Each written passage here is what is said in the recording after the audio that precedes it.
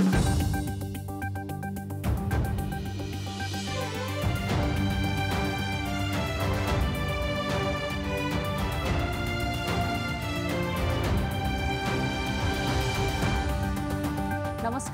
कान्तिपुर समाचारमा स्वागत छ। सुरु गरौं मुख्य समाचारबाट। कोरोनाबाट थप 16 जनाको मृत्यु, 1600 बढी बिरामी थपिए। सम्पर्क व्यक्ति पहिचान र नमुना संकलनमा स्थानीय तहको निष्क्रियताले अवस्था भयावह। सत्ता पक्षको किचलोको प्रभाव संवैधानिक परिषदमा 1 वर्षदेखि बैठकै बस्न सकेन। उपसभामुख चयन पनि 8 महिनादेखि अन्यलमा। नदीजन्य पदार्थ उत्खननको किचलोले प्राथमिकता प्राप्त विकास आयोजनामै बाधा, सहजीकरणका लागि भौतिक मन्त्रालयको हार गुहार।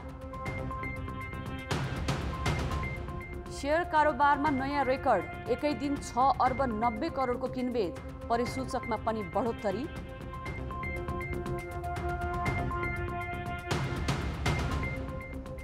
र महामारीले राष्ट्रिय खेल भलिबल तङ्ग्रिनै नसक्ने सङ्कटमा, प्रशिक्षण सुरु गर्न समेत छैन बजेट।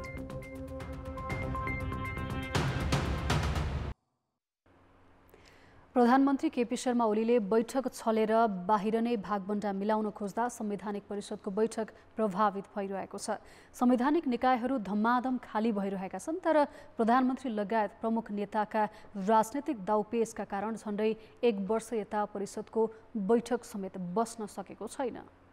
अहिले अख्तियार दुरुपयोग अनुसन्धान आयोग कार्यवाहककै भरमा चलेको छ। मानवाधिकार आयोग खाली छ। निर्वाचन आयोगमा पनि सदस्यहरू नियुक्ति गर्नुपर्नेछ। कतिपय आयोगले जन्मदेखि नै पूर्णता पाएका छैनन्। सबै निकायमा पार्टीका कार्यकर्ता र त्यसमा पनि आफू निकटलाई लैजाने नेताहरूको चाहनाले कुरा मिलिरहेको छैन। यी निकायमा पदाधिकारी सिफारिस गर्ने संवैधानिक परिषदको अध्यक्षका रूपमा प्रधानमन्त्रीले बैठकका लागि पहल गर्नुपर्छ। तर विपक्षी दलको नेता, सभामुख र उपसभामुख, राष्ट्रिय सभा अध्यक्ष र प्रधान न्यायाधीश सदस्य हुने परिषदमा हरेकका आफ्नै स्वार्थ हावी हुँदा बैठक बस्न नसकेकै 1 वर्ष पुग्न लागिसक्यो। गत पुस यता पटक पटक बस्ने भनिए पनि कसका व्यक्तिलाई कहाँ व्यवस्थापन गर्ने भन्नेमा कुरा नमिल्दा बैठक नै स्थगित भइरहेका छन्। प्रधानमन्त्री नै बैठक छलेर बाहिरैबाट भागभण्डा मिलाउने प्रयासमा देखिन्छन्। कतिसम्म भने आफू अनुकूल बनाउन संवैधानिक परिषद सम्बन्धी ऐन अध्यादेशबाट संशोधन गर्ने सम्मको प्रयास भए। नेतृत्वकर्ताले नै परिषदमा छलफल चलाउन नसक्दा र दलको भातृसंस्था जस्तो बनाउन खोज्दा संवैधानिक निकायका नियुक्ति र काम पनि निष्प्रभावी बन्दै गएको छ। आफ्नो राजनैतिक परिस्थितिहरूलाई उहाँले सम्हाल्न सक्नु भएन र जुन बाँडीचुँडी गर्नुपर्ने एलिमेन्टहरू छन् उहाँका परिषदका सदस्यहरू, उनीहरूसँग उहाँ चाहिँ एउटा सैद्धान्तिक आधारमा प्रस्तुत हुन सक्नु भएन भने स्पष्ट छ कि पहिले जस्तै अधिकांश चाहिँ जुन सिफारिसहरू हुन्छन् त्यो या त राजनैतिक आधारमा या बाँडीचुँडीको आधारमा हुनेछ। त त्यो हुनु भनेको हाम्रा लागि अर्को दुर्भाग्य हो। यो नयाँ संविधान आएर पनि नयाँ प्रवृत्तिहरू नदेखिनु हाम्रा लागि दुर्भाग्यपूर्ण हुन सक्दछ र जुन घोषित संवैधानिक उद्देश्यहरू छन् त्यसको कार्यान्वयनमा हामी पछाडि पर्न सक्छौँ। संवैधानिक परिषदले विभिन्न विधाका उम्दा र असाधारण क्षमता तथा निष्ठा प्रदर्शन गरेका व्यक्तिहरूको सूची नै तयार गर्नुपर्ने हो। तर परिषदले कहिल्यै त्यसरी योग्य व्यक्तिको सूची तयार गरेको छैन।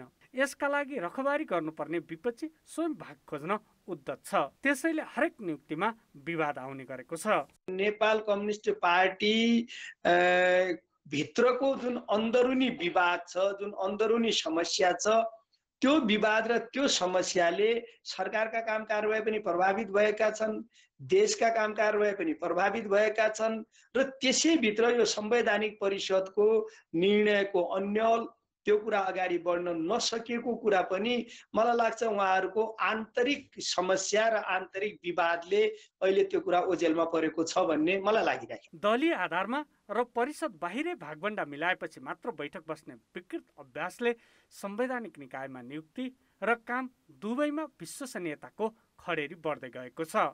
नेता विशेषका आशीर्वादले पदमा पुग्ने व्यक्तिले संवैधानिक निकायलाई झनै बदनाम गरेका उदाहरण छन्। त्यसैले नै बाहिर नै पात्र तयार गर्ने कसरत रोकेर परिषदले निश्चित विधि र मापदण्ड तोकेर काम गर्न सके संवैधानिक निकायको साख जोगाउन सकिन्थ्यो कि?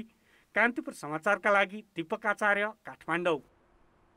संघीय संसदमा उपसभामुख पद रिक्त भएको 8 महिना भइसक्यो, तर राजनीतिक लाभहानि र दाउपेचकै कारण अहिलेसम्म उपसभामुख चयन प्रक्रिया अघि बढ्न सकेको छैन। संवैधानिक परिषदमा सदस्य समेत रहने उपसभामुखको निर्वाचन गराउन संसदको सबैभन्दा ठूलो दल नेकपा किन मौन छ त? सभामुख र उपसभामुख फरक पार्टी र फरक लिङ्गको हुनुपर्ने संवैधानिक व्यवस्था छ।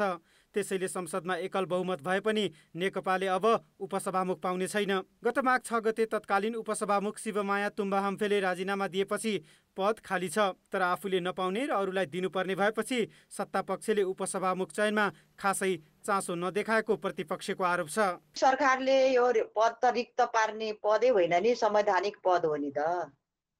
संविधानको मूल्य र मान्यतालाई सरकारले त मान्नु पर्यो नि त। त्यो भावनालाई चाहिँ मुखरित गर्नु पनि पर्यो, आत्मसात गर्नु पनि पर्यो। र अहिले विपक्षी दल भन्दा बित्तिकै ठुलो विपक्षी दल भनेको नेपाली काङ्ग्रेस छ, अन्य साना दल मधेसवादी पनि छन्। जसले पाए पनि यो महिलाले पाउने हो, विपक्षीले पाउने हो नि त। संवैधानिक परिषदको सदस्य हुने भएकाले पनि उपसभामुख चयनको विषय राजनीतिक जोड घटाउको विषय बनेको हो। सभामुख पुरुष भएकाले उपसभामुख महिला हुनुपर्नेछ। त्यसरी हेर्दा नेपाली काङ्ग्रेस, जनता समाजवादी पार्टी वा सरकारलाई सघाएको एक सिटे जनमोर्चाको पोल्टोमा पर्ने निश्चित छ। तर उपसभामुख अरू दललाई दिँदा संवैधानिक परिषदले गर्ने निर्णय प्रक्रियामा समेत प्रभाव पर्छ। त्यसैले राजनीतिक जोखना हेरेर आफूलाई समर्थन गर्ने गराउने रणनीति नेकपाले अपनाइरहेको छ। पितृ सत्तात्मक सोच छ, त्यो अझै पनि हावी छ कि जस्तो मलाई लागिरहेको छ, फिल भइरहेको छ।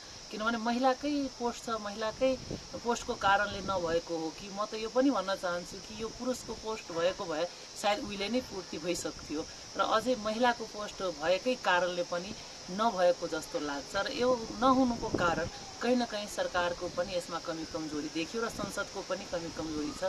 सभामुखजी पनि यसमा कन्सियस हुनुपर्छ, सरकार पनि कन्सियस हुनुपर्छ।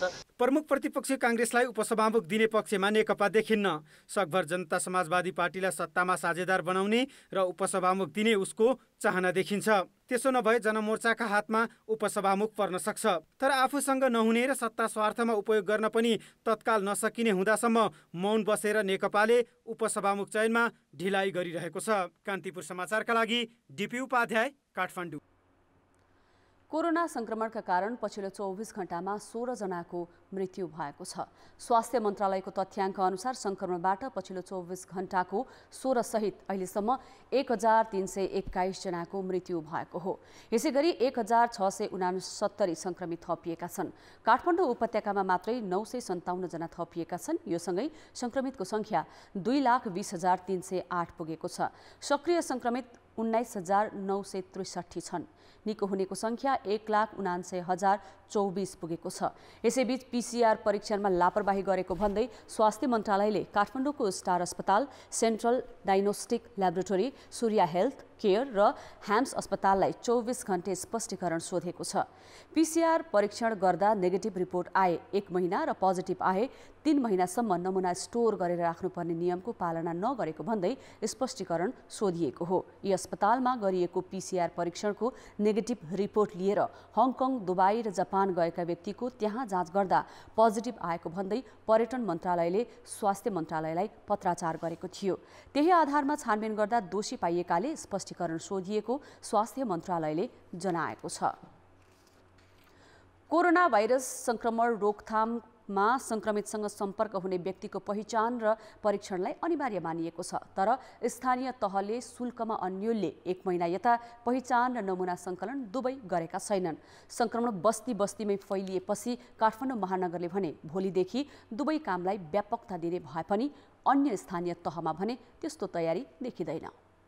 सरकारले कार्तिक 3 देखि संक्रमण परीक्षण सशुल्क गर्यो। शुल्क तिर्नुपर्ने भएपछि स्थानीय तहले त्यही दिनदेखि संक्रमितसँग सम्पर्क हुनेको पहिचान र नमुना सङ्कलन बन्द गरे। त्यो दिनसम्म उपत्यकामा 55,000लाई संक्रमण पुष्टि भएको थियो। पहिचान र नमुना सङ्कलन दुवै रोकिएपछि संक्रमणले भुजको आगोको रूप लियो। चौतर्फी विरोध भएपछि सरकारले निर्णय सच्यायो। स्वास्थ्य मन्त्रालयले कार्तिक 27 मा 100 डिग्री भन्दा बढी ज्वरो हुने र लक्षण देखिनेको निशुल्क परीक्षण गर्न पत्राचार गर्यो। तर स्थानीय तहले अझै पहिचान र नमुना सङ्कलन अगाडि बढाएका छैनन्। कार्तिक 3 यताको 1 महिनामै उपत्यकामा करिब 45,000 सहित देशभर 80,000 संक्रमित थपिसकेका छन्। सरकारले नमुना परीक्षणमा शर्त तोकेको कारण देखाएर स्थानीय तहले पहिचान र नमुना सङ्कलनलाई प्राथमिकतामा राखेका छैनन्। कन्ट्याक्ट ट्रेसिङ गर्दाखेरि डेफिनेटली यो चाहिँ सिम्टोमेटिक केसहरूलाई हामीले रिफर गर्छौँ। सिम्टोमेटिक नभएकाहरूलाई चाहिँ हामीले रिफर गर्दैनौँ। अब त्यो अवस्थामा चाहिँ अब हाम्रो यो जुन सिआइसिटी टिम छ, त्यो सिआइसिटी टिमले चाहिँ उनीहरूलाई चाहिँ एक किसिमको अब्जर्भेसनमा राखेको हुन्छ र जब उनीहरू चाहिँ मतलब सिम्टोमेटिक भनेर कन्फर्म हुन्छ त्यसपछि हामी उनीहरूलाई चाहिँ पिसिआरको निमित्त हामी पाटना हस्पिटलमा पठाइहाल्छौँ। कोभिड-19 रोकथाममा संक्रमित व्यक्तिसँग सम्पर्क हुनेको पहिचान गरी नमुना परीक्षणलाई अनिवार्य मानिन्छ। अन्यथा ती व्यक्तिबाट संक्रमण फैलने नेपालकै अनुभव छ। त्यसैले संक्रमित व्यक्तिसँग सम्पर्क हुनेको पहिचान गरी उनीहरूलाई अलग्याएर राख्ने भूमिकामा स्थानीय तह खर रूपमा उत्रिनुको विकल्प नभएको चिकित्सकको भनाइ छ। मुख्य भनेको जुन सिआइसिटी टिमहरू चाहिँ कम्युनिटीमा जुन इन्भल्भ भएको छ, उहाँलाई अहिले हालसालै नेपाल सरकारले स्वास्थ्य मन्त्रालयले पनि उहाँहरूलाई अलिकति बुस्टअप गरेर यो कन्ट्याक्ट ट्रेसिङ अलिकति इफेक्टिभमा लैजाने, उहाँहरूको स्वाब कलेक्सन गर्ने भन्ने भर्खरै निर्णय भएको छ र त्यसै प्रकारको ह्युमन रिसोर्स पनि अहिले चाहिँ रिक्रुट गरेको अवस्था छ। अब छिटै नै त्यो व्यवस्थापन हुन्छ जस्तो लाग्छ। स्थानीय तहलाई यसअघि देखिएका कमजोरी सच्याउने अवसर समेत छ। त्यो अवसर सदुपयोग गरेर संक्रमणको जालो तोडिन सक्छ। तर कमजोरीलाई निरन्तरता दिए महामारीबाट अकल्पनीय क्षति हुनेमा दुई मत छैन। कान्तिपुर समाचारका लागि सुबिन्द्र श्रेष्ठ, काठमाडौँ। सत्तारूढ दल नेकपा भित्रको विवादले चर्को रूप लिइरहेका बेला अध्यक्ष तथा प्रधानमन्त्री केपी शर्मा ओली र मुख्य विपक्षी दल नेपाली कांग्रेसका सभापति शेरबहादुर देउवा बीच गोप्य भेटवार्ता बढिरहेका छन्। झगडा उत्कर्षमा रहेको नेकपा र सत्ताको छेउसम्म पर्न नपाएको कांग्रेस नेतृत्व बीचको बाक्लो उठबसलाई धेरैले शंकाका दृष्टिले हेरिरहेका छन्। सत्ता राजनीतिका माहिर ओली र देउवा बीचको बढ्दो सामिप्यताको अर्थ के होला त? आन्तरिक कलहले पार्टी नै विभाजनको नजिक पुगेको नेकपामा अध्यक्षद्वय केपी शर्मा ओली र पुष्पकमल दाहाल बीच आरोप प्रत्यारोप मात्र चलेको छैन, जिल्ला स्तरमा गुटगट आक्रमण पनि सुरु भइसकेको छ। यही बेला 10 दिनका लागि सचिवालय बैठक स्थगित गरेका प्रधानमन्त्री ओलीले पार्टीका नेताभन्दा प्रमुख प्रतिपक्षी नेपाली कांग्रेसका सभापति देउवासँगको छलफलमा बढी समय खर्च गरिरहेका छन्। स्रोतका अनुसार शनिबार मात्र ओलीले देउवासँग बालोटारमा 3 घण्टाभन्दा बढी छलफल गरे।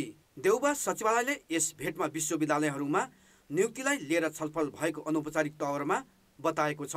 उच्च स्रोतका अनुसार छलफलमा भावी सत्ता समीकरणलाई लिएर नै मूलतः कुराकानी केन्द्रित थियो। पार्टी विवाद उत्कर्षमा पुगेको बेला ओलीले देउवालाई भेट्दा नेकपाको दाहाल तथा माधव नेपाल पक्षका नेताहरू झस्किएका छन्। पार्टीभित्रको समस्या समाधान गर्ने पार्टीभित्रैबाट हो, बाहिर गएर होइन। बाहिरका नेता भेटघाटका अरू पनि प्रसङ्गहरू होलान्, उहाँले भेटघाटै गर्न मिल्दैन त भन्न मिलेन। के प्रसङ्गमा भेट्नु भएको छ त्यो थाहा छैन। तर चाहिँ यदि पार्टीभित्रको समस्यालाई चाहिँ तर्काउनका निम्ति हो भने त्यो ठिक कुरा होइन। अन्य कुनै कारणले भेटघाट गरिएको भने त्यो चाहिँ उहाँले गर्न सक्ने विषय भयो। प्रधानमन्त्री ओलीले बारम्बार राष्ट्रपतिलाई भेट्नु, गुटगट भेला बढ्नु तथा अर्को साता चीन र भारतका प्रभावशाली प्रतिनिधिहरू काठमाडौँ उत्रने निश्चित हुनुले पनि ओली देउवा भेटवार्ताप्रति नेकपामा आशंका बढाएको छ। कान्तिपुर समाचारका लागि दशरथ राई, काठमाडौँ। सरकारले बलात्कारका घटना मिलापत्र गराउने व्यक्तिलाई समेत कैद सजाय गर्ने गरी अध्यादेश ल्याएको छ। मन्त्री परिषदको बैठकले मिलापत्र गराउने व्यक्तिलाई 6 महिनादेखि 3 वर्षसम्म कैद र 30,000 जरिवाना हुने व्यवस्था सहितको कानुनी व्यवस्था गर्ने निर्णय गरेको हो। सार्वजनिक पद धारण गरेको व्यक्तिले त्यस्तो मिलापत्र गराएमा थप 6 महिना कैद सजाय हुने गरी अध्यादेश जारी गरिएको कानुन न्याय तथा संसदीय मामिला मन्त्री शिवमाया तुम्बा हाम्फेले जानकारी दिइन्। अध्यादेशमा बलात्कार मुद्दामा कैद मिनाहा नहुने व्यवस्था राखिएको छ। अध्यादेशमा 10 वर्ष मुनि र 70 वर्ष माथिका व्यक्तिलाई बलात्कार भएमा जन्मकैद हुने व्यवस्थालाई यथावत राखिएको मन्त्री तुम्बा हाम्फेले जानकारी गराएकी छिन्। नयाँ व्यवस्थाले पुरुषमाथि पनि बलात्कार हुने कुरालाई स्वीकार गरेको छ। मन्त्री परिषदको आजको बैठकले पारित गरेको अध्यादेश जारी गर्न राष्ट्रपति कार्यालय शीतल निवास पठाइएको छ। नेपालमा दक्षिणी छिमेक भारतबाट एकपछि अर्को गर्दै सुरक्षा प्रमुखका भ्रमणहरू भए। पहिला रका प्रमुख र त्यसपछि भारतीय सेनाध्यक्ष नेपाल आएको 1 महिना नबित्दै आगामी साता चिनिया रक्षा मन्त्री वै फेङहे नेपाल आउँदैछन्। भू-राजनीतिक प्रभाव र सैन्य सम्बन्धबारे नेपालले निकै चनाखो बन्नुपर्ने बेला दुवै छिमेकका तर्फबाट सुरक्षा मामिलाको बढ्दो चासोले के सङ्केत गर्छ भनेर आज हामीले नेपाली सेनाका पूर्व उपरथी विनोज बस्नेतसँग सोधेका छौँ।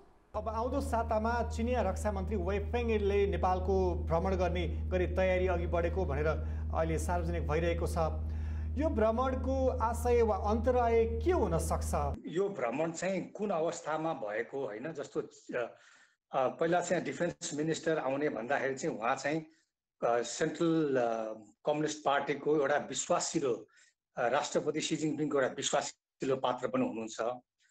दोस्रो चाहिँ अहिले भर्खर चाइनामा सम्पन्न यो 5th प्लेनियम 19th central committee of Chinese communist पार्टीको बैठकपछि चाहिँ उनीहरूको यो भिजिट पनि हुन लागेको छ।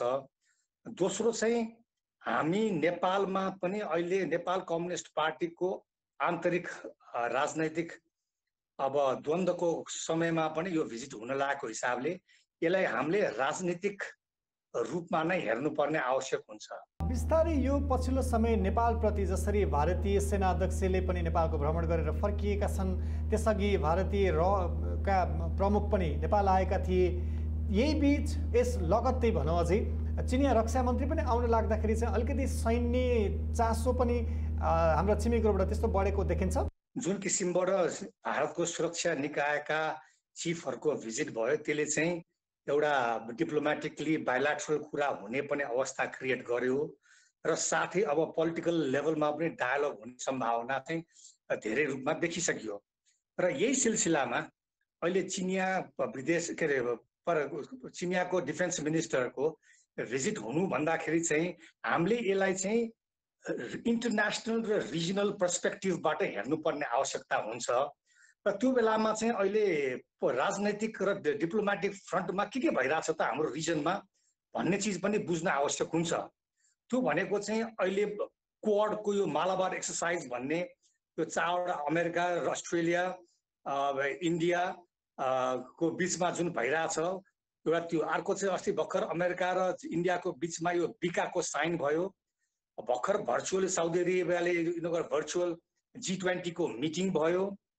र अर्को चाहिँ यो रिसेप जुन रिजनल कम्प्रिहेन्सिभ इकोनोमिक प्लेटफर्म छ, यसमा चाहिँ चाइनिजले चाहिँ अलिकति अगाडि बढेको देखिन्छ। भन्दाखेरि चाहिँ रिजनल पर्सपेक्टिभबाट हेर्दाखेरि चाहिँ यो चाहिँ अमेरिका र चीनको पावर राइभलरीको कुरासँग पनि गाँच्न सकिन्छ। पछिल्लो भिजिटहरू पनि जुन देखिएको छ, अलिकति सुरक्षा प्रमुखहरूको भिजिटले चाहिँ हाम्रो कतै हाम्रो ट्रेडिसनल डिप्लोमेटिक एउटा खालको रिलेसन थियो त्यस्तो खालको वा हाम्रो कूटनीतिक सम्बन्धमा फेरि अलिकति हामीले सोच्नुपर्ने केही त्यस्ता खालका असहजताहरू निम्तिने खतरा हुन्छन् कि? अब भारत र चीन बिचमा जुन हिमालयजहरूमा चाहिँ हामीले समस्याहरू देखियो नि, त्यो भनेको चाहिँ एउटा इन्डिया भारत र चीनको चाहिँ एउटा कम्पिटिसन र कोअपरेसनको हिसाबमा एउटा कन्फ्रन्टेसन पनि अगाडि बढेको देखियो।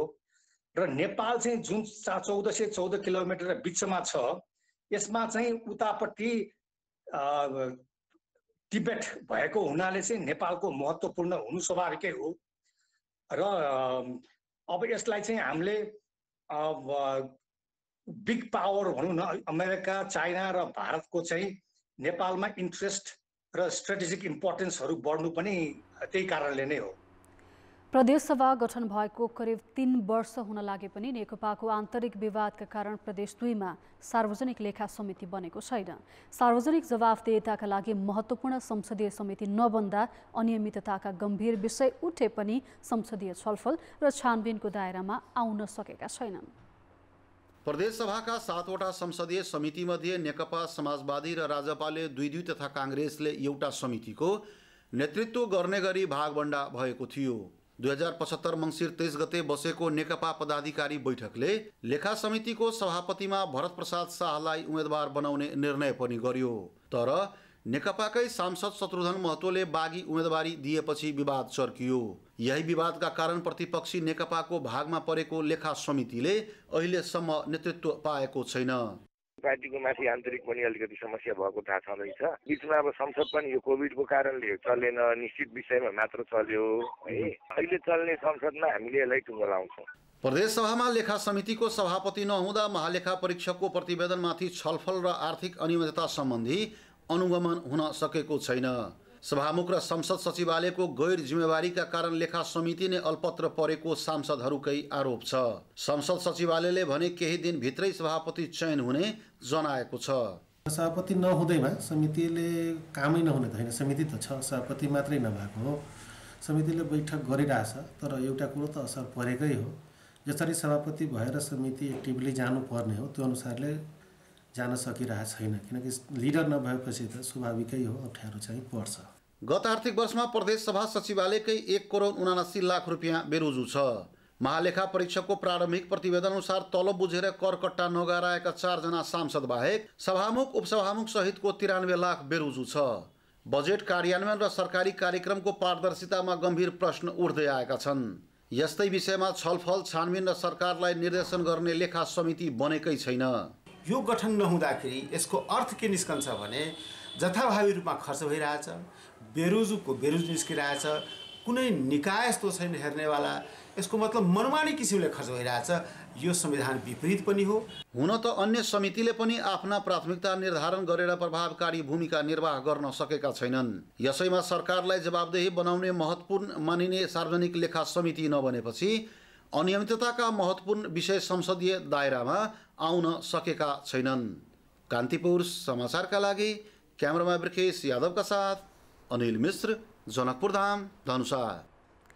राजतन्त्रको पूर्ण रूपमा अन्त्य भएको 13 वर्ष भइसक्यो। त्यसमा पनि सन् 2058 सालमा राजा वीरेन्द्रको वंश नाश हुने गरी भएको दरबार हत्याकाण्डको रहस्य अझै खुलेको छैन। त्यही हत्याकाण्डमा ज्यान गुमाएका राजा वीरेन्द्र र रानी ऐश्वर्यको निजी निवास श्री सदन आजदेखि आम नागरिकका लागि खुला गरिएको छ। अबदेखि नारायण हिट्टी दरबारको सङ्ग्रहालयमा तत्कालीन राजपरिवारका सदस्य प्रत्येकका निजी कोठा हेर्न पाइनेछ। नारायण हिट्टीभित्र के छ, राजा कस्तो ठाउँमा बस्छन्, राजा रानी बैठक गर्ने कक्षाहरू कस्ता हुन्थे र उनका परिवारले के खान्थे र कसरी बस्थे, राजाको जीवनशैली जान्ने इच्छा धेरैलाई थियो। त्यो इच्छा 2065 सालमा पुरा भए पनि राजा वीरेन्द्र सुत्ने, राजा रानी बस्ने ठाउँको जिज्ञासा भने मेटिएको थिएन।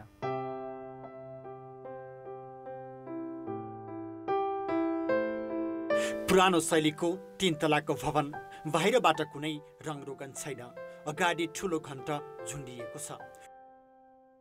25 रोपनी जग्गामा फैलिएको यो घर सामान्य मान्छेको थिएन। राजा वीरेन्द्रको परिवार नै बस्ने निजी घर थियो।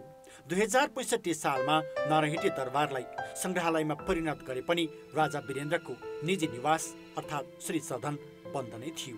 वंश नै नाश भएका राजा आखिर कस्तो ठाउँमा बस्थे र सुत्थे भन्नेमा आम चासो पनि उत्तिकै थियो।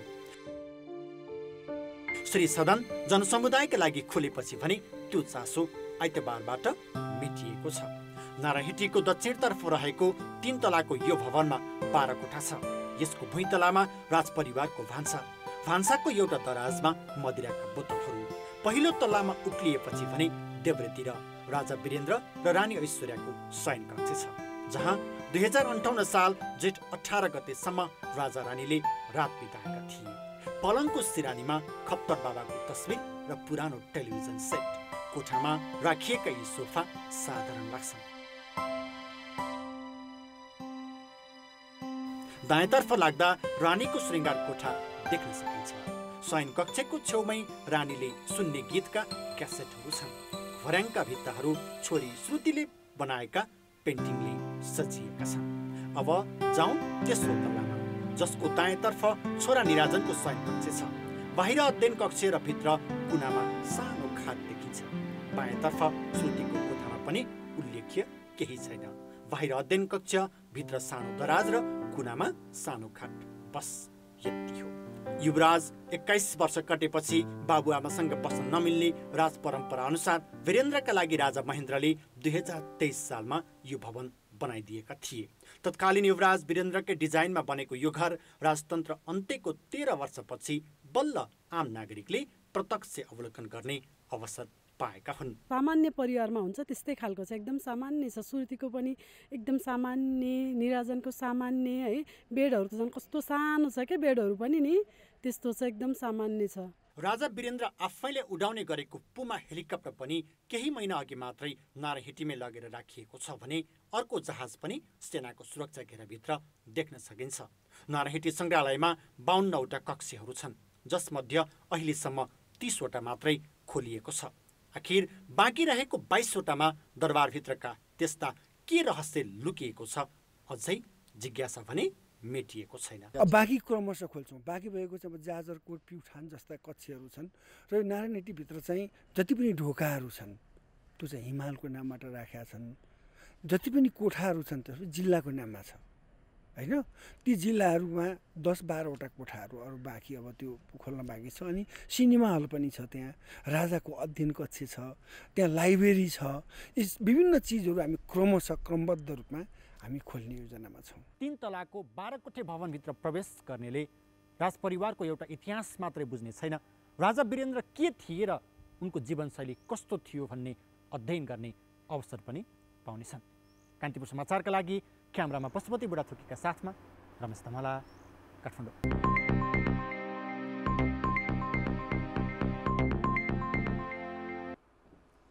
ब्याङ्कमा नगदको थुप्रो लाग्न थालेपछि ब्याङ्कहरूले आधार ब्याज दर घटाउँदै लगेका छन्। आधार दरभन्दा तल गएर ऋण लगानी गर्न नपाइने भएकाले अब कर्जाको ब्याज दर झनै घट्ने देखिएको छ। कोरोना महामारीले आर्थिक कारोबार शिथिल भएकाले लगानी विस्तार अत्यन्त न्यून छ। अझ नयाँ लगानीकर्ताहरू त पर्ख र हेरको अवस्थामा छन्। त्यसैले पनि बैङ्कहरूमा पैसा थुप्रिएको छ। राष्ट्र बैङ्कका अनुसार अहिले बैङ्किङ प्रणालीमा करिब 1 खर्ब 70 अर्ब रुपियाँ कर्जा लिने ग्राहक पर्खिरहेको छ। लगानीको क्षेत्र खुम्चिएको र ऋणको तुलनामा निक्षेप सङ्कलन वात्तै बढेपछि बैङ्कहरूले पनि निक्षेपको ब्याज मात्रै होइन आधार दर समेत घटाएका छन्। असोजसम्मको वित्तीय विवरण अनुसार 27 मध्ये 26 बैङ्कको आधार दर घटेको देखिन्छ। असार मसान्तसम्म 8.5% रहेको औसत आधार दर असोज मसान्तमा 7.79 कायम भयो। राष्ट्रिय वाणिज्य बैङ्कको आधार दर सबैभन्दा कम अर्थात् 5.74 छ। तैपनि सबैभन्दा सस्तो ब्याज दरमा ऋण भने नेपाल बैङ्कले दिएको छ। 6.81 आधार दर रहेको नेपाल बैङ्कले व्यवसाय गर्नेहरूका लागि 6.99 कर्जा दिइरहेको छ। बैङ्कले आधार दरभन्दा तल गएर भने कर्जा दिन पाउँदैनन्। ब्याज दर सस्तो भएपछि बिस्तारै कर्जाको माग बढ्ने सङ्केत देखिएको छ। वास्तवमा यो ब्याज दर घट्नुको प्रमुख कारण भनेको कर्जाको माग र आपूर्तिको आधारमै यसको निर्भरता रहन्छ। अहिले कर्जाको मागहरू चाहिँ घटिरहेको स्थितिहरूमा ब्याङ्कसँग भएको स्रोतलाई जुन चाहिँ ब्याङ्कसँग भएको निक्षेपहरू छन् यसलाई परिचालन गर्दाखेरि चाहिँ गर्नुपर्ने भएको हुनाले ब्याज दर घटिरहेको छ। र मेरो विचारमा के छ भने अहिले पनि हामीले जस्तो हाम्रो चाहिँ बेस रेट चाहिँ 5.8बाट घटेर 5.7मा आइसकेको छ। अझै पनि के बेस रेट घटेको छ र क्रमिक रूपमा अरू ब्याङ्कहरूको पनि यो उसमा हेरिँदाखेरि घटिरहेको स्थितिहरू देखेको हुँदाखेरि अझै पनि ब्याज दरहरू केही समयसम्म घट्ने लक्षणहरू देखिएको छ। नेपाल राष्ट्र बैङ्कले बिहिबार 30 अर्बको निक्षेप सङ्कलन सूचना जारी गरेको थियो, जसमा बैङ्कले 23 अर्बको मात्रै आवेदन दिए। राष्ट्र बैङ्कको निक्षेप सङ्कलनमा लगानी गर्न नचाहनुले पनि बैङ्कहरूबाट कर्जा प्रवाह बढ्न थालेको बुझिन्छ। कर्जा र निक्षेपको ब्याज दर अन्तर 4.4 भन्दा बढी नहुने गरी बैङ्कहरूले निक्षेपको ब्याज आफैले निर्णय गर्न सक्छन्। गत वर्षको असोज मसान्तमा कर्जाको भारित औसत ब्याज दर 12% रहेकोमा यो वर्षको सोही अवधिमा 9.8% छ। निक्षेपलाई मुख्य आयस्रोत बनाएकाहरूलाई भने अहिले घटेको ब्याज दरले असर गर्न सक्छ। 28 दिने निक्षेप सङ्कलन आह्वान गर्दा जम्मा 23 अर्ब 50 करोड मात्रै, त्यसमा ब्याङ्कहरूले 23 अर्ब 50 करोडको लागि मात्रै आवेदन हाले र हामीले चाहिने बिड जुन अफर गरेको अमाउन्ट भन्दा 30 अर्ब अफर गरेकोमा 23 अर्ब 50 करोडको मात्रै बिड परेको छ। र यसले अहिले ब्याङ्किङ क्षेत्रमा अधिक तरलता त छ, तर ब्याङ्कहरूले आफ्नो तरलता व्यवस्थापनको विषयमा अथवा तरलता योजनाको विषयमा ब्याङ्कहरू स्योर छैनन् भन्ने सङ्केत गर्छ, अथवा कर्जाको माग पनि केही बढिरहेको देखिन्छ पछिल्लो समयमा। कर्जामा ब्याज घटेपछि लगानीकर्ताका लागि भने यो ऋण लिनका लागि उपयुक्त समय हो र बैंकका लागि भने लगानी विस्तारको मौका पनि। कान्तिपुर समाचारका लागि सुदिल पोखरेल, काठमाडौँ। शेयर बजारमा आज 6 अर्ब 90 करोडको कारोबार भएको छ। यो अहिलेसम्मकै धेरै कारोबार हो। शेयर बजार परिसूचक नेप्से आज 4.69 अङ्कले बढेर 1782 अङ्क कायम भएको छ। 201 कम्पनीका 1 करोड 60 लाख किता शेयर 63,570 पटक किनबेच हुँदा कारोबार रकमले नयाँ रेकर्ड कायम गरेको हो। गत बिहीबार 6 अर्ब 11 करोडको शेयर कारोबार भएको थियो। आज त्यो भन्दा 79 करोडको बढी कारोबार भएको हो। ब्याङ्किङ समूहको परिसूचक आज सबैभन्दा धेरै अङ्कले बढेको छ। बैंक, विकास बैंक र अन्य बाहेक अन्य समूहका परिसूचक भने घटेका छन्। आइतबार भएको कारोबारमा Citizens Mutual Fund, Janaki Finance र प्रभु बैंकका लगानीकर्ताले सबैभन्दा बढी कमाएका छन्। त्यस्तै माउन्टेन हाइड्रो, साल ट्रेडिङ र पोखरा फाइनान्सका लगानीकर्ताले भने सबैभन्दा बढी गुमाएका छन्। त्यस्तै कारोबारका आधारमा Nepal Punarbima Company, Nepal Life Insurance र नेपाल दूरसञ्चार अग्रस्थानमा छन्। पूर्वाधार निर्माणका लागि नहुने सामग्रीमा बालुवा, गिटी र ढुङ्गा पर्दछन्। ती सामग्रीको उत्खनन सम्बन्धमा सरकारले मापदण्ड बनाएको छैन। त्यही मापदण्डका कारण अहिले सरकारले उच्च प्राथमिकता दिएकै आयोजना प्रभावित भएका छन्। प्राकृतिक स्रोतको उपयोग गरेर लाभ लिने सम्बन्धमा सरकारसँग ठोस नीति नै छैन। आगामी आर्थिक वर्ष सम्पन्न गर्ने लक्ष्य लिएको कालीगण्डकी करिडोरको निर्माण अहिले ठप्प जस्तै छ। 1 अर्ब 13 करोड बजेट मध्ये अहिलेसम्म 5% भन्दा बढी खर्च हुन सकेको छैन। निर्माण सामग्री अभावमा लक्ष्य अनुसार काम अगाडि बढाउन नसकेको जानकारी आयोजनाले भौतिक पूर्वाधार मन्त्रालयले गराएको छ।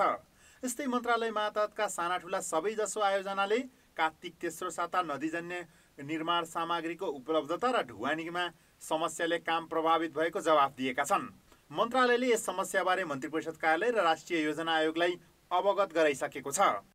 त्यहाँको इभन गाउँपालिकाहरूले पनि सहमति दिनुभएको छ, तर वडासम्मले सहमति दिँदा पनि स्थानीय बासिन्दाले होइन हामी त हुँदैन अथवा यो बाहिरको मान्छे आउन हुँदैन, यस्तो अहिले यो कोरोनाको पनि त्रास थपिएको छ। त्यो कारणले यो चाहिँ अलिकति धेरै मतलब कम्प्लिकेटेड नै हुन्छ। यो चाहिँ ठ्याक्कै यहाँबाट निर्णय भयो किन भएन भनेर भन्नुभन्दा विभिन्न लेयरहरू पार गरेर स्थानीय जनता, स्थानीय सरकार हुँदै आउने हुनाले यसमा चाहिँ हामीले सोचे जस्तो ठ्याक्कै कोअर्डिनेसन भइहाल्ने त्यो चाहिँ हुँदो रहन्छ।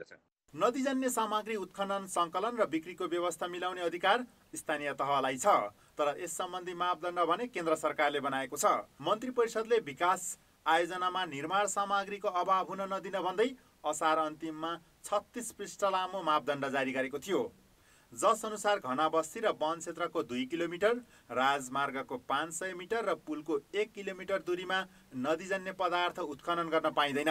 यस्तै शैक्षिक, धार्मिक, सांस्कृतिक र पुरातात्विक महत्त्वका स्थानको 2 किलोमिटर तथा चुरेको फेदीबाट 1500 मिटरको दूरीमा पनि क्रसर उद्योग खोल्न नपाइने व्यवस्था छ। मेसिन प्रयोग गर्नुपर्ने अवस्थामा वातावरणीय शर्त पालना गर्नुपर्छ।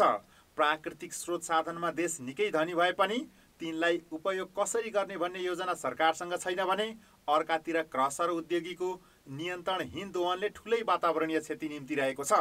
यसको भ्यालु चेन पनि हामीले काम गर्नुपर्ने हुन्छ। त्यो सबै गर्नलाई यसलाई इन्डस्ट्रीमा ल्याउनुपर्छ। त्यसको अर्थ के हो भने हामीले स्थानीय निकाय र चाहिँ अब खाने विभागसँग मिलेर कहाँ यस्ता चिजहरू निकाल्न सकिन्छ भन्ने तोकेर अनि त्यसलाई लाइसेन्स सिस्टममा ल्याउने, त्यसलाई रेकर्डिङ सिस्टममा ल्याउने भयो भने राजस्व पनि उठ्छ र लिकेज पनि हुँदैन र निरन्तर रूपमा यसको अब यो सप्लाई पनि भइरहन्छ। भनेपछि यस्ता चिजहरू रोक्ने अथवा यस्तो कहिले रोक्ने कहिले छोड्ने गर्दाखेरि अब सबै चिजमा असर गर्छ र अब हामीले यसलाई उद्योगको रूपमा ल्याउनुपर्छ र यसलाई निश्चित ठाउँहरू तोक्नु पर्यो। प्राकृतिक स्रोतको जथाभावी दोहनले वातावरणमा मात्र होइन बस्ती र अरू पूर्वाधारमा असर पर्छ। यसको उदाहरण चुरे क्षेत्रका बस्ती हुन्, तर समुचित उपयोग गर्न सके विकास आयोजनामा अभाव त हुँदैन नै, निर्यात गरेर ठुलो धनराशि आर्जन गर्न पनि सकिन्छ, तर यतातर्फ तिनै तहका सरकारले ध्यान दिएका छैनन्। कान्तिपुर समाचारका लागि क्यामेरामा राजेन्द्र महर्जनका साथ सुमन पन्थ, काठमाडौँ। अब बाँकी समाचार। कोरोना भाइरसको संक्रमण फैलिन नदिन भन्दै सरकारले सवारी सञ्चालनमा रोक लगाउनेदेखि पछिल्लो समय स्वास्थ्य सावधानी अपनाई सिट क्षमताभन्दा कम मानिस बोक्न र अति आवश्यक नपरी यात्रा नगर्न भनेको छ। तर 8 महिनादेखि चकमन्न जस्तै रहेको राजमार्गमा कोरोना भाइरसको महामारी झन्झन फैलिँदै गएको छ। उसैगरी सवारीका साधनमा यात्रुको भिडभाड पनि बढेको छ। विगत 8 महिनादेखि चकमन्न रहेको पृथ्वी राजमार्गमा केही दिनदेखि सवारी चाप भ्वात्तै बढेको छ।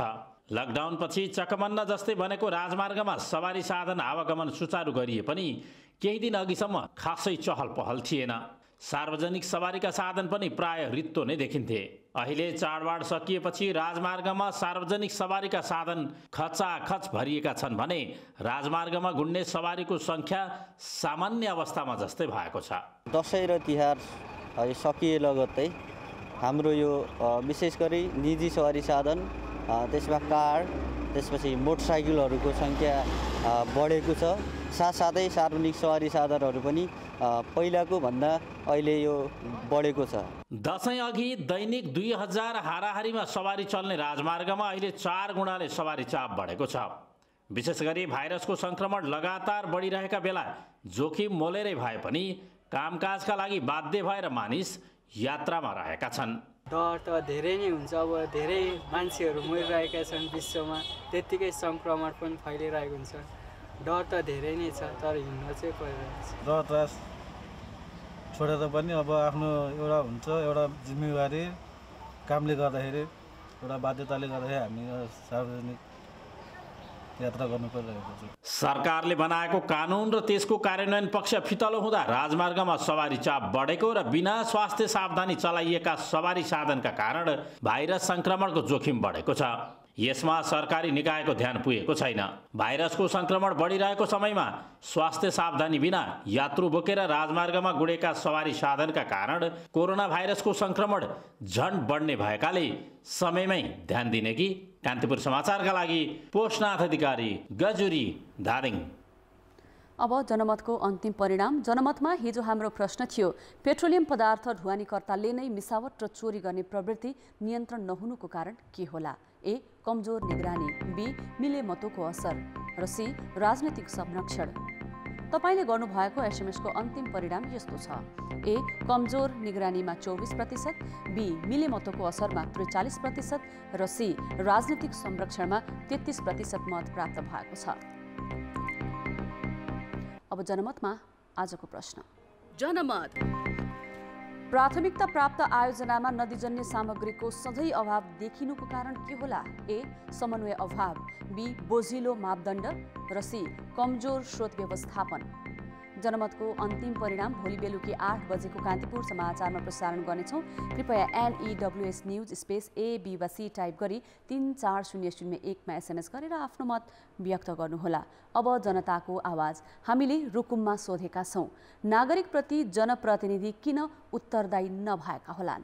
जनताको आवाज। जनताप्रतिको प्रतिबद्धता र जनताको विकास क्रममा ल्याएको घोषणापत्रलाई लागू गरेको नदेखिएको कारण जनप्रतिनिधिहरू जनताप्रति वफादार र इमान्दार नभएको चाहिँ प्रश्न देखिन्छ। जति समय बित्दै गयो त्यति बिर्सिँदै जानुभयो।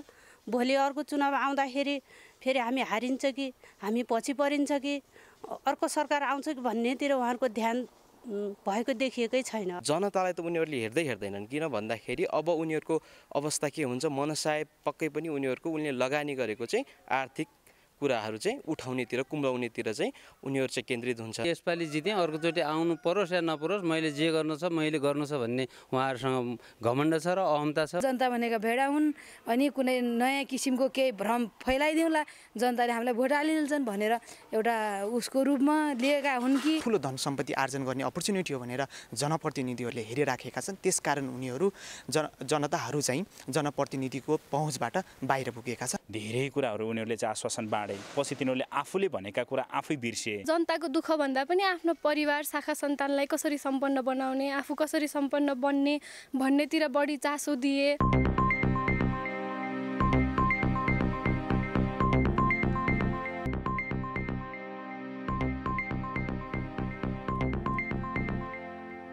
नमस्कार, कान्तिपुर खेलकुद समाचारमा स्वागत छ। 9 महिनादेखि बन्द रहेको नेपाली खेलकुदले कति आर्थिक नोक्सानी बेहोर्यो त्यसको हिसाब कसैले निकालेको छैन। जसोतसो खेल सङ्घहरूले खेलाडीलाई प्रशिक्षण दिने तयारी गरेका छन्, तर राष्ट्रिय खेल भलिबल भने तङ्ग्रिनै नसक्ने गरी आर्थिक सङ्कटमा परेको छ। अरू खेलले प्रशिक्षण सुरु गर्दा भलिबलले भने प्रशिक्षणका लागि पनि सरकारसँग सहयोगको याचना गर्नुपर्ने अवस्था छ। राष्ट्रिय खेल भलिबल नेपालमा फुटबल र क्रिकेटकै हाराहारीमा लोकप्रिय छ, तर नेपाल भलिबल सङ्घ फुटबल र क्रिकेट सङ्घको जस्तो धनी छैन। सरकारबाट खेल गतिविधि सञ्चालनको अनुमति पाए पनि भलिबलले कोर्टमा फर्कने आँट गर्न सकेको छैन। सुरक्षाका सबै मापदण्ड पूरा गरेर प्रशिक्षण सुरु गर्न र प्रतियोगिता आयोजना गर्न सङ्घसँग पर्याप्त बजेट छैन। फुटबल र क्रिकेटलाई जस्तो भलिबलका लागि अन्तर्राष्ट्रिय महासङ्घबाट आर्थिक सहयोग पनि प्राप्त हुँदैन। प्रायोजक नै भलिबलको मुख्य आय स्रोत हो। सुरक्षाका मापदण्ड अपनाएर पनि खेल गतिविधि सञ्चालन गर्न नेपाल भलिबल सङ्घले चाहिँ गाह्रो छ। त्यो कसरी भनेदेखि हाम्रो जो प्रायोजकहरू छन्, अहिलेको चाहिँ जुन प्रायोजकहरूले पनि अब चाहिँ अहिले 8-9 महिनादेखि लकडाउनको अवस्था भएको हुनाले प्रतियोगिताहरूको लागि पनि चाहिँ प्रायोजन गर्न नसक्ने अवस्था र प्रशिक्षणको लागि त हामीले प्रायोजकबाट सपोर्ट नै पाउँदैनौँ। र यदि हामीले खेलाडीहरूलाई चलायमान राख्ने हो, भलिबललाई चलायमान राख्ने हो भनेदेखिमा यसमा चाहिँ परिषद र नेपाल सरकारको चाहिँ सहभागिता हुनु नै पर्छ र उहाँहरूको सहयोग बिना चाहिँ हामी चाहिँ अगाडि बढ्न सक्दैनौँ। नेपाली खेलकुद व्यावसायिकताको प्रारम्भिक चरणमा नै छ। त्यसमा पनि कोरोना महामारीले खेल क्षेत्र नराम्रोसँग प्रताडित रह्यो, जसले गर्दा 13औं दक्षिण एसियाली खेलकुदमा रजत जितेका महिला भलिबल टिम र एबिसी सेन्ट्रल जोनमा सफलता हात पारेका पुरुष भलिबल खेलाडीको भविष्य समेत अन्योलमा परेको छ। तर सरकारले खेल क्षेत्रलाई सहयोग पुग्ने किसिमको कुनै आर्थिक प्याकेज ल्याएको छैन, न त छलफल नै गरेको छ। काठमाडौँ म्याराथन सुरु हुँदैछ अनि ए डिभिजनको राष्ट्रिय फुटबल, बी डिभिजनको लिग फुटबल प्रतियोगिता, सी डिभिजनको फुटबलको क्यालेन्डर निकालेर अरू गेमको पनि यो तपाईँको क्रिकेटको यो 7 गतेदेखि गर्ने भन्ने थियो, उहाँहरूले 10 गतेदेखि भन्नुभएको छ। तपाईँहरूको सञ्चार माध्यमबाट नि हिजो चाहिँ फर्स्ट सेलेक्सन गरेर प्री सेलेक्सन गरेर सुरु भइसकेको छ। अब सबै प्रतियोगिताहरूको ढोका खुल्छ। पहिलादेखि नै लोकप्रिय रहेको भलिबल राष्ट्रिय खेल बनेपछि व्यावसायिक सफलता पाउन थालेको हो। अत्यधिक घरेलु प्रतियोगिता आयोजना गर्नेमा भलिबल 1 नम्बरमा पर्छ। प्रायोजकको भरमा भलिबलले आफ्नो व्यावसायिकतालाई जोगाइरहेको छ, तर महामारीले थला परेको भलिबललाई पुनः गति दिन निकै हम्मे परेको छ। कान्तिपुर समाचारका लागि प्रदीप लेखीको रिपोर्ट। इङ्ग्लिस प्रिमियर लिगमा एभर्टनले फुलह्यामलाई 3-2 गोलले पराजित गरेको छ। आज साँझ भएको खेलमा एभर्टनले फुलह्यामलाई उसकै मैदानमा हराएको हो। एभर्टनले खेल सुरु भएको 42 सेकेन्डमा नै गोल गरेको थियो। उसका लागि डोमिनिक काल्भर्ट लेभिनले गोल गरे। पहिलो गोलका लागि 3 खेलको प्रतिबन्धपछि फर्किएका रिचार्लिसनले क्रस उपलब्ध गराएका थिए। 15औं मिनेटमा फुलह्यामका बबी रिडले बराबरी गोल फर्काए। 29औं मिनेटमा काल्भर्ट लेभिनले व्यक्तिगत दोस्रो गोल गरेपछि एभर्टन फेरि खेलमा अग्रता लिन सफल भयो। 35औं मिनेटमा आब्दुलाई डुकुहेको गोलपछि पाहुना टोली पहिलो हाफमा 3-1ले अघि रह्यो। 70औं मिनेटमा रुबेन लोफ्टस-चीकले गोल गर्दै फुलह्यामलाई खेलमा फर्काउने प्रयास गरेका थिए। त्यसअघि पाएको पेनाल्टीमा चुक्दा उसले कम्तीमा 1 अङ्क प्राप्त गर्ने मौका गुमायो। एभर्टनले भने 3 खेलदेखिको पराजित यात्रालाई पूर्णविराम लगाएको छ। उसले 9 खेलबाट 16 अङ्क जोडेको छ। प्रिमियर लिगमा अहिले शेफिल्ड युनाइटेड र वेस्ट ह्याम बीचको खेल जारी छ। 10:15 बजे लिड्स युनाइटेड र आर्सेनल तथा 1 बजे लिभरपुल र लेस्टर सिटी बीच खेल हुनेछ। खेलकुद समाचार अहिलेलाई यति नै। धन्यवाद सबिना। अब मौसम सम्बन्धी जानकारी।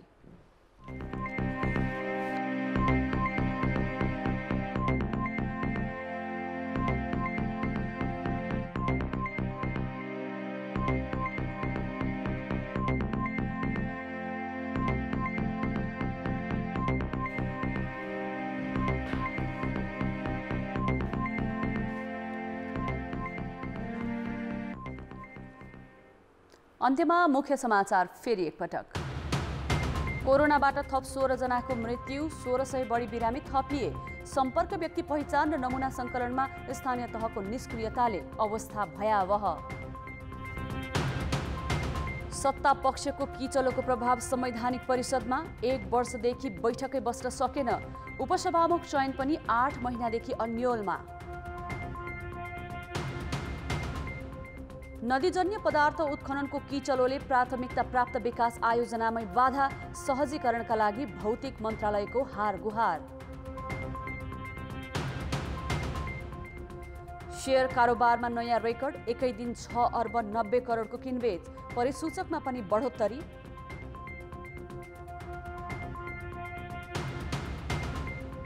र महामारीले राष्ट्रिय खेल भलिबल तङ्ग्रिनै नसक्ने सङ्कटमा, प्रशिक्षण सुरु गर्न समेत छैन बजेट।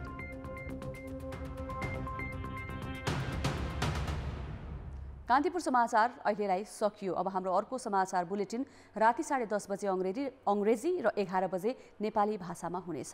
कान्तिपुर टेलिभिजन हेर्दै गर्नुहोला। नमस्ते।